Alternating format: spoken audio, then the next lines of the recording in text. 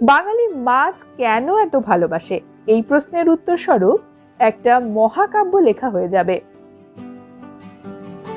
চলুন দেখে নিই বাঙালিদের এই অগাধ মাছ প্রিয়তার কিছু নমুনা। যেমন ধরুন, মাছের বাজার। এটা খুব সহজলভ্য এবং সুবিধা মতো কিনতে পারা যায়, আর তাই হয়তো বাংলায় প্রতি 1 কিলোমিটার ব্যবধানে একটি করে বড় মাছের বাজার দেখতে পাওয়া যায়। সেই সব বাজারে কত ধরনের মাছের যোগান থাকে, যেমন জনপ্রিয় সামুদ্রিক মাছ, ভেটকি, পমফ্লেট, চিংড়ি, ভোলা, পাবদা, চিতলের পাশাপাশি নদী বা পুকুরের মাছ যেমন রুই, কাতলা, কই, তেলাপিয়া, শিঙ্গি, মাগুর এবং তার পাশে ছোট মাছ যেমন ট্যাংরা, কাজলি, মৌরলা, পুঁটি মাছ, এই সকলকেই দেখতে পাওয়া যায়।